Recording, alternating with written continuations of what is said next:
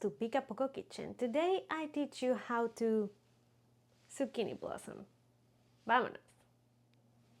If I could tell you how to blossom like a zucchini, I would, but I was a late bloomer, so it's not my field. However, I can tell you how to prep, clean, and cook zucchini blossoms. Zucchini blossoms, or flor de calabaza, is a very iconic ingredient in Mexican cuisine. And we're not alone in that. French and Italians are in the game too. For years I've been trying to grow my own zucchini. I was finally successful. I planted it in a big container with its sisters, corn and green beans. But that's another story. The thing is, I was so excited when I finally saw the first bright orange blossoms come out. Because don't get me wrong, I'm gonna love those zucchinis, but this is what I wanted, the zucchini blossom. They are so versatile, delicious, and easy to cook. And if you are also growing your own zucchini and you're not using the blossoms, you're missing out. But I'm here to tell you how to do that. So let's go. First, let me tell you a little bit about the anatomy of the zucchini blossom. This is a male zucchini blossom, and you can tell that by the long and thin stem. And over here, this bulbous part is called the nectary, and these little arm-like features are called calyx. In order to eat the zucchini blossom, we need to remove both the calyx and the nectary. So we're gonna pinch in between the petal and the nectary and slightly twist by the stem to remove and expose the filaments and the anthers that contain the pollen. As you can see, the petal had some calyx remaining, but just pinch them out and they're easily come off. And because of the integrity of this beautiful one, you could use it for stuffing. Now let me tell you about the differences between the male and the female blossom. This is a female blossom. As you can see, there is no visible nectary and the calyxes are smaller. And if I open it up, you can see that instead of the filament, it has a stigma. And this is the part that needs to be pollinated in order to get your zucchini. I stopped myself from doing the motion because I'm trying to be professional here. If you wanted to eat the female zucchini blossom, you just pinch out the stigma and the petals are perfectly good to eat. As you can tell, this one doesn't have a stem because that stem became a zucchini. Here is another male blossom, and just in case you have it without the stem, you can still easily remove the filament by twisting and pinching just slightly. Don't forget to remove the calyx left behind. And there is another edible part of the flower, and that is the stem. A lot of people forget about it or think it's not edible because of the trichomes that cover it, but they can be easily removed by pulling all the fibers off the stem just like you would with a celery. That makes the stem less fibrous and easily to cook. Just chop it and add it alongside the blossoms. And here I'm trying to show you how it looks after you remove all the fibers in comparison to one that I have not removed it. I don't know if you can see the little hair-like trichomes all around it. But what I really want you to take out of this is that the stem is edible and it would be a waste not to use it. Now that I have my blossoms ready, I need to give them a nice rinse under water to remove any debris and pollen and whatever else they might have. Now that they're clean and drying off, we're gonna start with some hot oil and we're gonna saute 2 tablespoons of onion. This is gonna be a simple and classic frying of the zucchini blossoms. This zucchini blossom filling can be used for many things. I finally chopped 2 cloves of garlic and added them in so my oil starts smelling nice.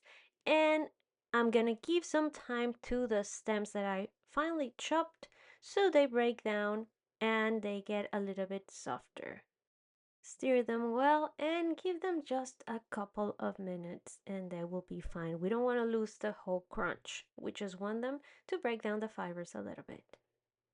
Once that happened, we're gonna add our zucchini blooms. I cut them lengthwise just to have more of it, to have a smaller bite because I'm gonna use it as a filling. And if I don't cut it, it's gonna be every time I take a bite of my quesadilla, they're just gonna come off. They don't take a lot of time. In fact, lower your heat. Just keep them moving. And because they have a high content of water, just like spinach, they're going to shrink.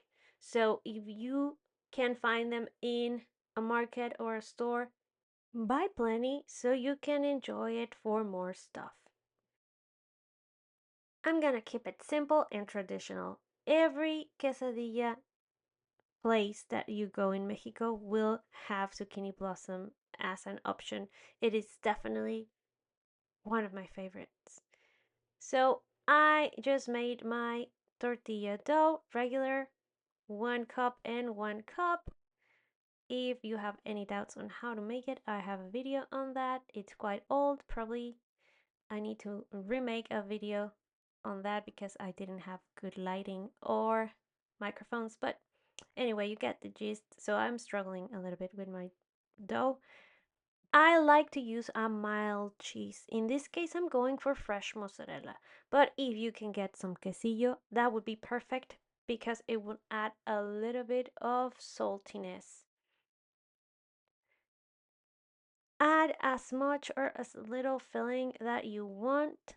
And as you can see, I didn't cook the tortilla.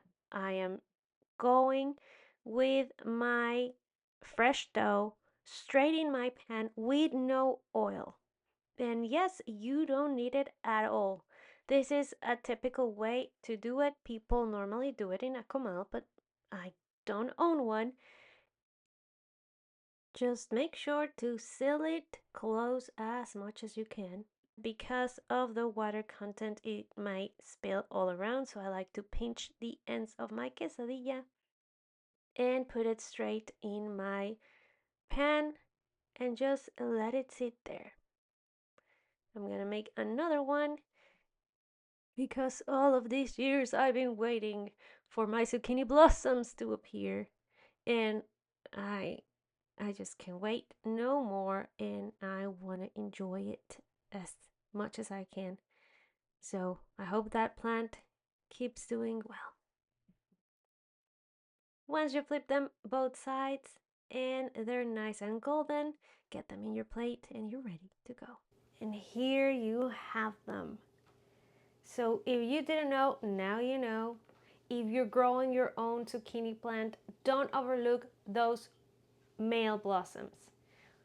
If you cut those male blossoms, you encourage your plant to produce more female blossoms, which means more zucchini. So if you ask me, it's a win-win situation. Just don't forget to leave a few male in your plant because they're going to be important to fertilize the female blossoms. You can do it by hand or let nature do its job. If you're planning to cook them, as soon as you cut them, cook them. If you can for any reason and you need to put them aside, then cut them and put them in a container with water in your fridge. But try to cook them soon. And my mouth is watering. I can't wait no longer. Let's open it up and let it steam a little bit. And let me show you because, oh my, oh my. Look at that. The color, the texture, the flavor. Yeah, don't judge me. I didn't make any salsa, but I have my trusted yucateco that I love. And that will have to do. Ooh. I'm ready to burn myself just for the pleasure of eating some zucchini blossoms.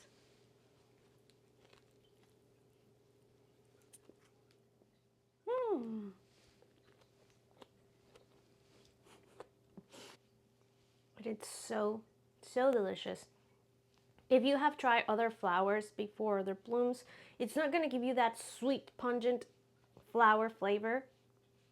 It's just a mild, more green and veggie flavor. Obviously, very similar to zucchini, but not exactly like that. It's subtle. But it's so good, so good. So please give it a try. And of course, as soon as I get more, I'll be here sharing with you some more intricate and complex recipes with the blossoms. But for now, please give it a try.